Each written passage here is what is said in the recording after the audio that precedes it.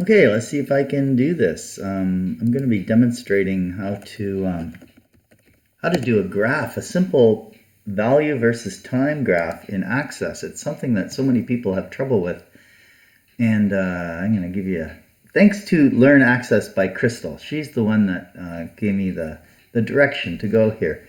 I learn 90% of what I know lately is through YouTube videos. I learn a lot online. Anyway, I'm sure you all do too. So I've got my values and PVs and stuff, process variables. But anyway, this is the query I'm going to base it on. So I've extracted minutes from my data, from my timestamp. And here's the value I want to plot. So I want minutes to be on the x-axis, which is also called the category axis, I think. And my value to be on the y-axis. So let's see if we can do a graph based on that query.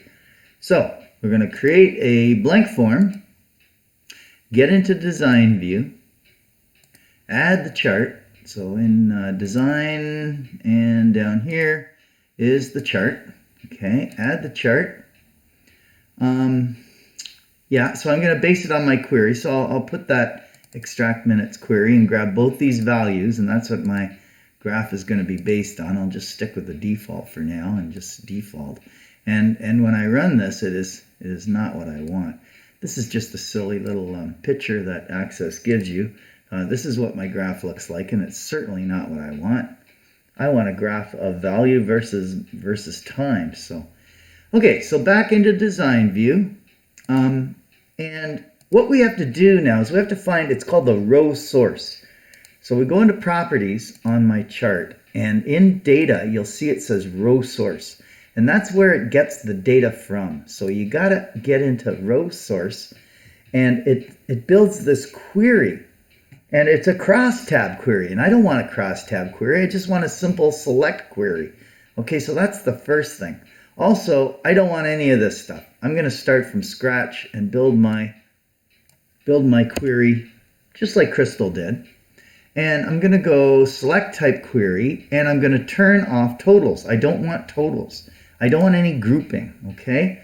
All I want is these two fields in my query. Okay, so that's good. If I run it, I'll see I got my time and my value. That's what I want. So I will save that. And now when I run my graph, I'll save my form as well. I'll call it, I'll call it F new graph.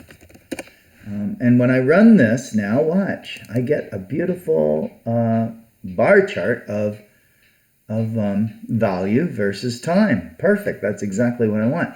But I want a line chart. So I'm just going to go into, go into design view, double click on the chart object, and it brings this thing, it's called Microsoft Graph. If you go to help, you can see it's called Microsoft Graph. Anyway, I want to right click, change the chart type. This is where you can do all the formatting for the chart and all that.